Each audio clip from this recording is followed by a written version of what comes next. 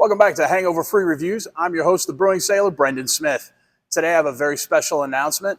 I have been sponsored by Rationale Brewing out of California. I'm very grateful for the opportunity. I look forward to working with them and bringing you reviews about great beers from all over the country. So here we are today for episode 2 of Hangover Free Reviews, where we moderate your booze, not your brews. Today we're looking at the Grainwave Belgian Witbier from Ceria Brewing Company. Ceria is a very interesting story. It's founded by Dr. Keith Villa, who was the founder of Blue Moon and the master brewer at Blue Moon Brewing. He's got 40 years industry experience.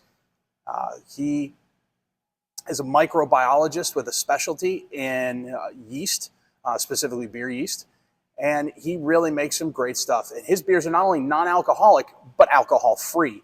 For those of you not familiar with the distinction, non-alcoholic beers are anything below 0.05%. Okay, so less than 1/2 of 1% ABV.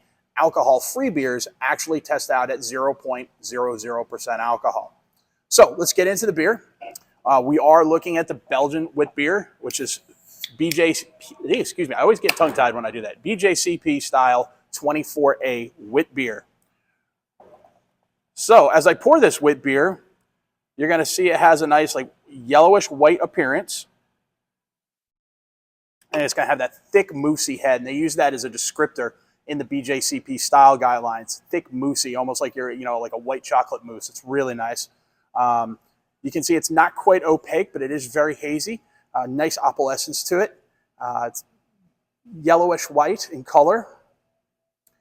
And this is exactly how a Witbier is supposed to look. If you were to get some of the other styles of this on the alcoholic side, like Hoegaarden or Blue Moon, which this beer probably compares very favorably to, considering who brewed it, this is what a Witbier should look like. Some other styles would be Allagash White out of Maine, Celis White out of Texas, Omegon up in New York has a wit.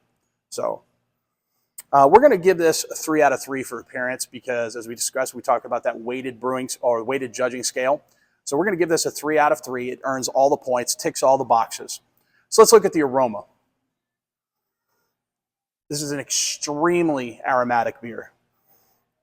I get off of it big notes of orange and honey. They say there's a lot of coriander in this. I'm not quite getting a lot of coriander. I'd like a little bit more, to be honest, to balance off that sweetness from the honey and the orange. I do get a little bit of graininess from the wheat or possibly oat, but I'm guessing it's wheat since it's a wit beer. But it's a really lovely smelling beer. The only reason I wouldn't give it top marks for it is because they advertise the coriander, but it's really hard to get any of it if it's there. But score on this one, I definitely give this one a 10 out of 12 so far on the aroma. Let's dive into the flavor.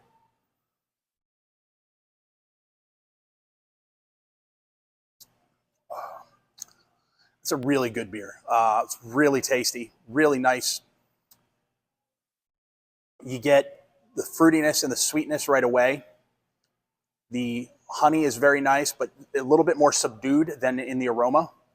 The orange really takes precedence here with a little bit of that wheat graininess, again, coming in it towards the end, and just a little touch of the coriander at the end.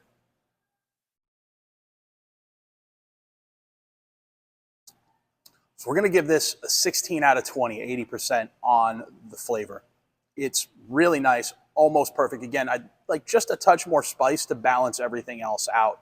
That would be a little more true to style, but a very good beer nonetheless. As far as the mouthfeel, this is a real medium mouthfeel beer. It's not going to be as heavy as a stout or as light as a lager. It's right in the middle, right where you want it to be.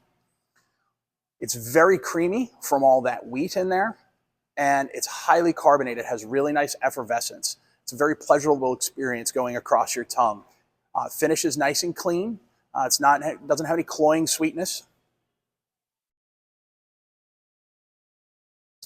Really is an excellent beer. For mouthfeel, we're going to give it a 5 out of 5. It knocked it out of the park on mouthfeel. And finally, for the overall impression of this beer, as we look at it with our judge's hat on, this beer manages to be very complex and layered, while still managing to be crisp and refreshing. it would go equally well. Wow, I cannot say that for some reason. Equally well with either Mexican food, pizza, buffalo wings, or just sitting out on your back deck watching the sunset. It's a really, really nice beer. It's very chill. I like it a lot. Again, the only knock, just a touch more coriander. So we're going to give it an 8 out of 10. Overall, that puts this beer score out of a 42 out of 50, which is an outstanding score. As we discussed last week, a 25 is an average beer, a 30 is a slightly above average beer, a 35 is a very good beer, a 40 is an outstanding beer, and a 45 is a world-class representation of the style. So at a 42, this is almost close to perfect. It's a very, very good beer. Now, that's to style. From a personal standpoint, how do I like it? Well, if you remember my scale from last week, is it a regular rotation beer? Would I buy it again? Would I drink it if you put it in front of me? I had it and I'm okay not having it again, or is it a drain pour? Well, for me, this is very much a regular rotation beer. This beer, man, I've had it multiple times. I've bought a few 6-packs now. Every time, the quality has been there. It's been extremely consistent. There is a wide range of availability. You can get it almost anywhere. I've seen it everywhere from Target to Kroger to Total Wine to other small liquor stores. Excuse me, I told you it was very effervescent. And so it's got the quality, it's got the availability, and it also has the affordability. I usually see this clock in at about $9.99 a 6-pack, so it's not going to break your bank if you want to drink it on a regular basis. I've really enjoyed this beer. I'm thrilled that Dr. Villa has jumped into the non-alcoholic world. His name and reputation carry with it a certain gravitas from having 40 years in the industry. He has another beer out that's called the Indie Wave IPA, which we'll be trying in a future episode down the line. I'm really looking forward to seeing everything else that he comes out with. All I can say to that is it's a great beer. I hope you enjoyed as much as I did.